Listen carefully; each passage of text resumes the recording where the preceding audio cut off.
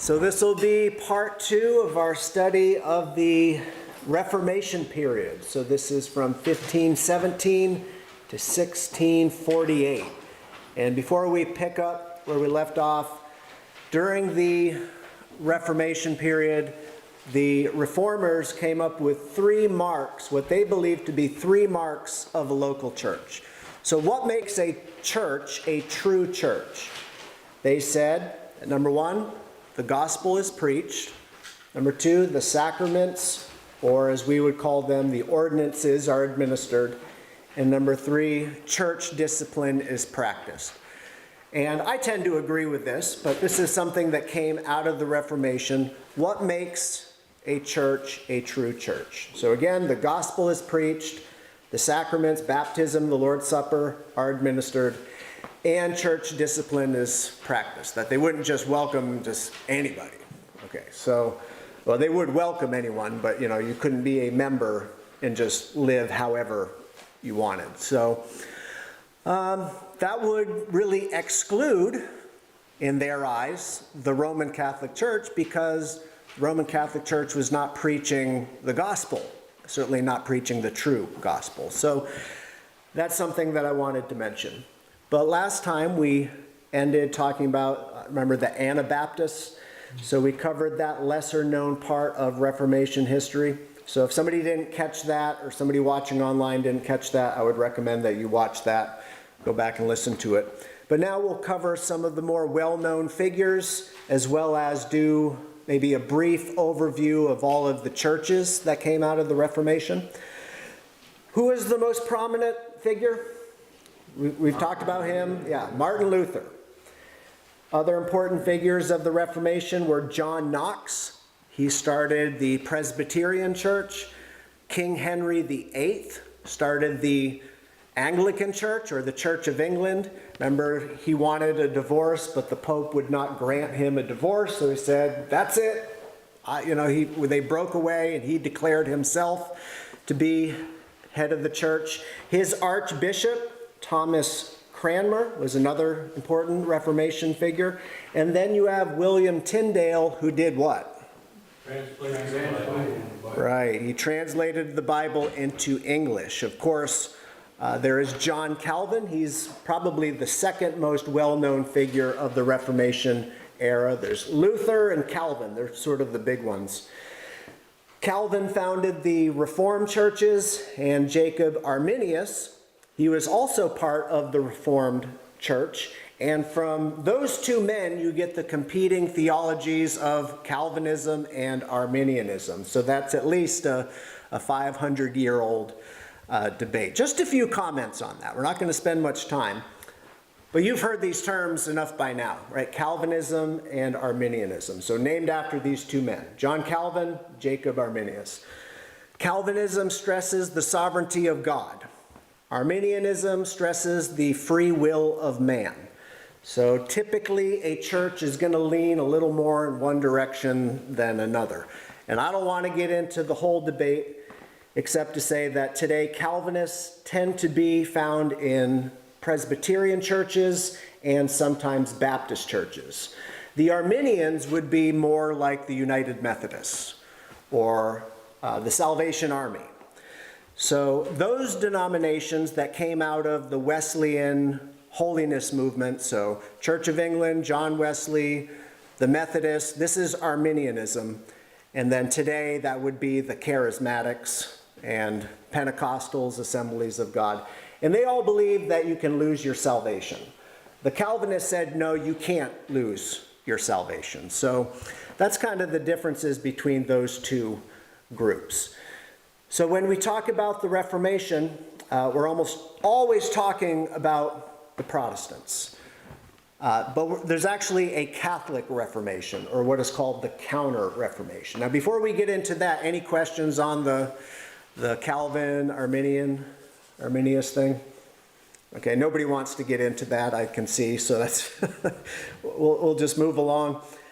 But yeah, there is the Catholic Reformation. So let's talk about that. So the Catholic Church, they reacted to what the Protestants were doing, and their reaction was a church council, and it was called the Council of Trent. And since the Catholic Church believes that not only is the Pope infallible, so they say, they believe that church councils are infallible. So at the Council of Trent, the Roman Catholic Church anathematized all of the Protestants.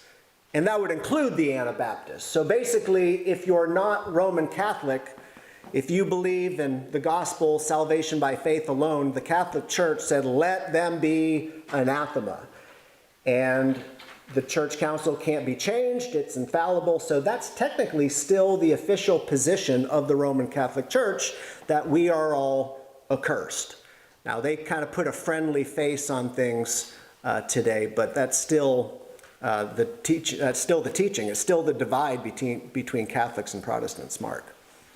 Was there one individual who they dug up after he was buried and dead for 40 years and burned his bones and turned them into powder and threw them in the river? Right, there was somebody, Wycliffe or Tyndale. It seemed like it was, yeah, don't quote Wycliffe. Okay, so they took his bones. They didn't want his burial site become some sort of shrine or rallying point. So yeah, they took his bones, burned them, ground them up into powder, and threw them into the river so there'd be no remains. So nobody could, go to this place and remember the spot where this happened.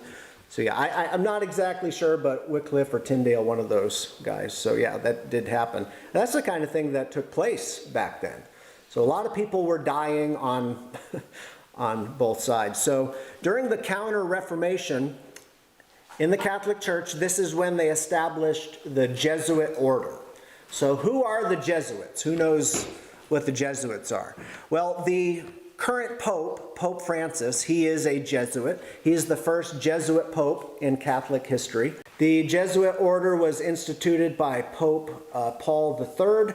The Jesuit Society demands 4 vows from its members, so poverty, chastity, obedience to Christ, and obedience to the Pope. So the purpose of the Jesuits is the propagation of the Catholic faith by any means possible. So just think about that they are willing to spread the faith by whatever is necessary. So they spread the faith not just by preaching and opening schools. They have also been involved in warfare and also covert activity. So many people believe that the Jesuits will often pose as Protestants to infiltrate churches and Protestant movements in order to move the Protestants more in a Catholic direction. Now, obviously, they would dispute that because it's like the CIA for the Catholic Church almost, if you want to look at it like that. There are many claims of this type of behavior, but a lot of it's sort of underground, so it's hard to really point to something that's indisputable. But they say that they were willing to spread the Catholic faith by any means possible. The article continues, the Counter-Reformation in the 16th and 17th centuries was largely due to the Jesuits. With their vows of total obedience to the Pope and their strict military-style training, the Jesuits became feared across Europe as the stormtroopers of the Catholic Church. And they led armies which recaptured large areas for the Roman Catholic Church. And along with the military actions, their work centered on education and missionary expansion. And by the end of Loyola's life, in 1556, there were Jesuits in Japan, Brazil, Ethiopia, and many parts of Europe. So they did a lot of good things. And I think this is one thing we have to say about the Catholic Church. They have been involved in charities and hospitals, and they've done a lot of good. But the Jesuits were also involved in a lot of questionable activities as well. So they sent out explorers that were accompanied by a Jesuit priest, eager to bring Catholicism to new lands. The last thing on the Jesuits, it says the Jesuits are still active in the world today, though the military actions of those early years have been left behind. The goal of spreading the Catholic faith is their primary objective, and they do it through missionary work and education. At least they're doing that right now. So any questions on the Jesuits? Have you ever heard anything about the Jesuits? Oh, yeah. A lot of conspiracy theories, and again, with conspiracy theories, sometimes there ends up being an element of truth to some of that stuff, but you know, I'm not going to get into all that. It's sort of like the Freemasons. There's people that say all sorts of things, and you don't really know how much of that is accurate. So at this point, I'd like to go over some of the Reformation churches. So how did these churches get started? What did they believe? So this will be a brief summary of the Reformation churches. So who's the first one? Martin Luther. Yeah, so the original Protestants, I would say, are the Lutherans. And just that word Protestant, what does it mean? Protestant church. Yeah, I mean, the idea is that Martin Luther protested the Catholic Church. Okay, so Lutheran, that was a nickname given to the followers, obviously, of Martin Luther.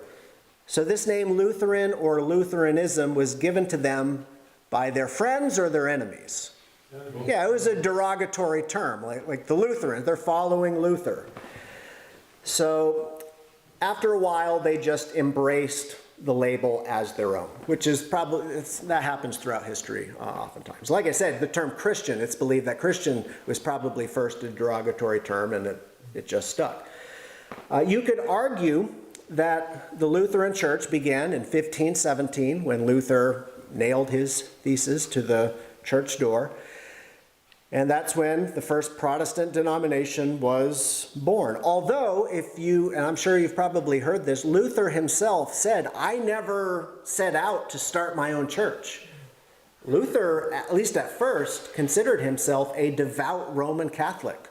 So he said, I did not leave the Catholic Church. The Catholic Church left me. Although many Lutheran denominations, especially today, have strayed far from what Luther believed.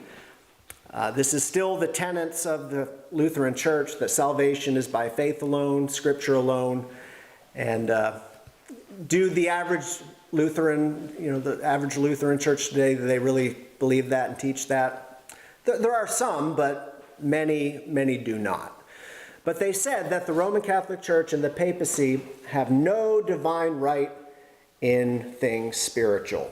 So obviously this is what caused the Catholic Church or the Pope to put a contract out on the head of Martin Luther. So a few other of their teachings, Lutherans rejected the idea of a special priesthood and taught the priesthood of all believers, which is largely accepted by all Protestants and evangelicals. In 1529, Luther wrote his longer and shorter catechisms. A year later, a statement of faith known as the Augsburg Confession was authored by his scholarly associate Philip Melanchthon, and these documents help make up the theological basis of Lutheranism. And it's argued today that Melanchthon kind of took control of the church and that really they're following more of his teachings than Luther, but that's what some people say. Here's something that you should know about Lutherans. They hold to the position of, this is the big problem with the Lutheran Church. They believe in the doctrine known as baptismal regeneration. Who knows what that is? Baptizing babies. Yet not only do they baptize infants, which a lot of Protestants do, but they say you need to be baptized in order to be saved.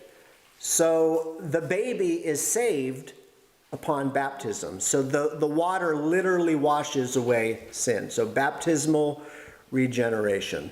So they baptize babies. They also believe Jesus is present in the Eucharist, although their belief from the Catholic Church is different. They don't believe that the elements turn into the literal flesh and blood of Jesus, but they do believe that Jesus is spiritually present in the Lord's Supper. So instead of transubstantiation, they believe in the doctrine of consubstantiation, so that Jesus is present in the Eucharist. So a lot of these teachings are very similar to the Roman Catholic Church. And really, this is one of the problems, I think, of the Reformation. They didn't reform enough.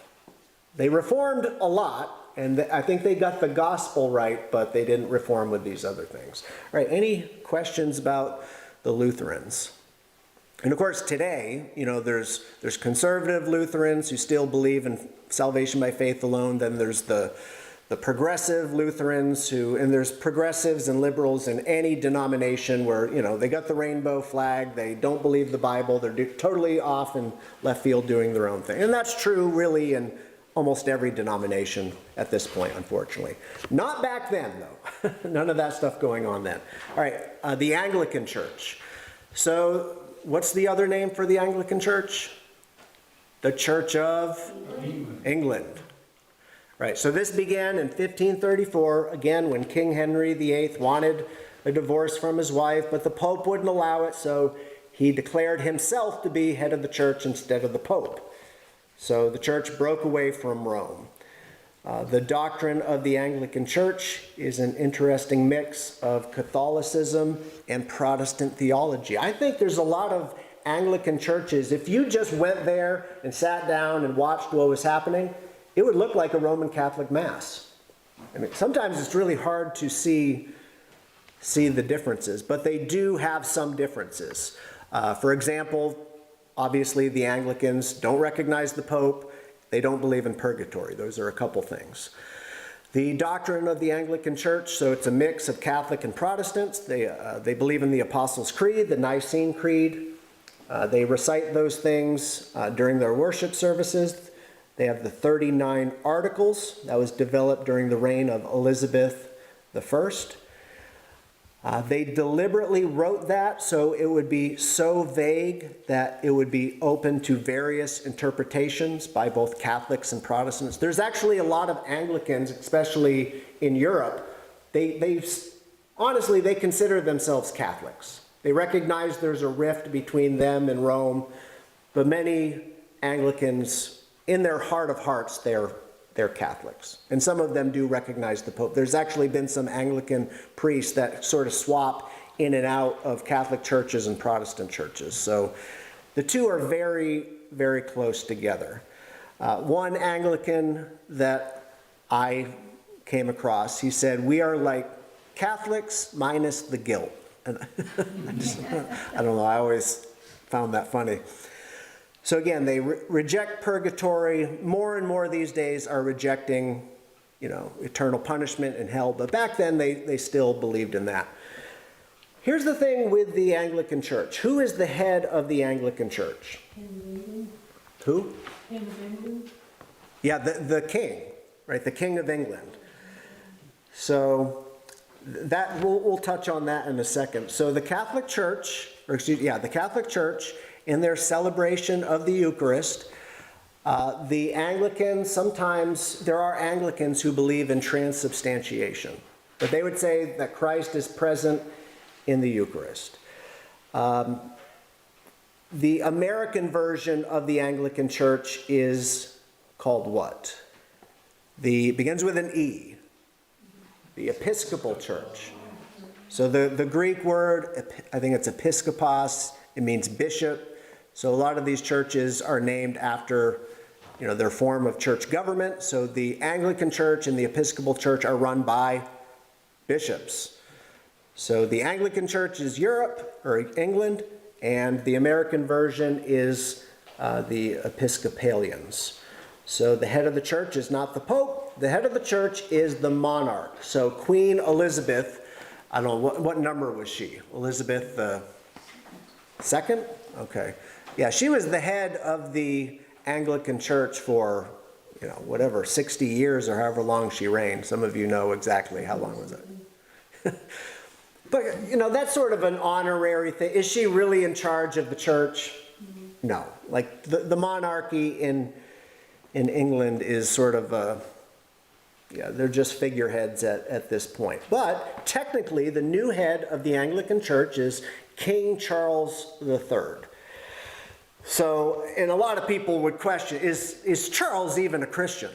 Most people today would say there's not a whole lot of evidence that the man's born again. But that's just the way it is. Whoever is the king or queen, they are the head of the church. It's the way that it is. King Henry VIII declared himself to be defender of the faith, and that's been the title of the monarchs ever since. Okay, one final note. The Methodist Church, which began in 1784, was a breakaway from the Episcopal Church. So just remember that line. It went from Rome to the Anglican Church, to the Episcopalians, and then the Methodists, and then the Pentecostals. So it's that kind of line that goes through. Okay, any questions on that? All right, next is the Reformed and the Presbyterian churches. So we're just going to kind of lump these two together. So Reformed and Presbyterian. Both groups look to the writings of who? So the Lutherans look to Luther. The Reformed and Presbyterians, their main guy is the number 2 man of the Reformation, John Calvin. Right. Although, again, John Knox is considered to be the father of Presbyterians, but Calvin is the man who kind of looms large. So John Calvin lived from 1509 to 1564. He was originally, I believe he was a lawyer, but he was training for the Catholic priesthood. He started out originally as a Catholic, but turned Protestant. John Knox lived from 1514 to 1572. So why are they called Presbyterians? Well, it's the same idea with the Episcopalians. It has to do with the form of church government. So the Greek word for elder in the New Testament is presbyteros. So Presbyterian means it's a church run by a pastor? No. It's a church run by a bishop? Pastor, bishop, same thing? No. Yeah, the Presbyterians are run by a board of elders. So here's the thing. While Presbyterians are Reformed in their theology, not all Reformed churches are Presbyterian. And Reformed theology places a strong emphasis on the doctrine of predestination, that God chooses who goes to heaven and who goes to hell based solely on God's sovereign choice. So the Methodists really don't like that very much. A lot of people don't like that, but that's part of Reformed theology. God predestines who goes to heaven, who goes to hell, and it's all God's choice.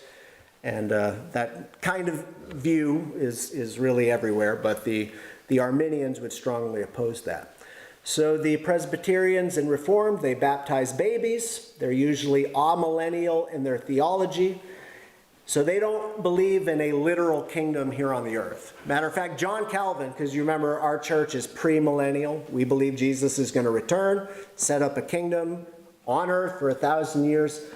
John Calvin was reported to say that the premillennial view, according to him, was so childish it shouldn't even be worthy of consideration.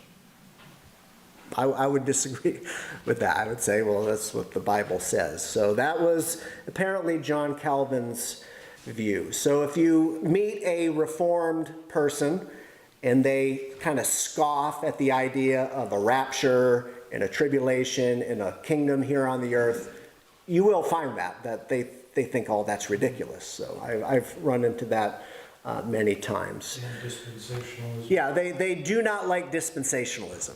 So, but dispensationalism, that's going to come in the next era. So yeah, but these are kind of the competing theologies that most people have been dispensational over the past 100 years.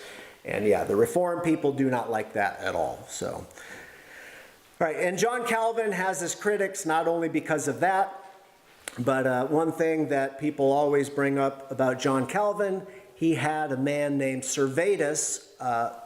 He turned Servetus into the Geneva authorities, and Servetus was burned alive at the stake. So Servetus was a heretic. I mean, that's true. He denied the doctrine of the Trinity. So he came into town, and John Calvin said, nope.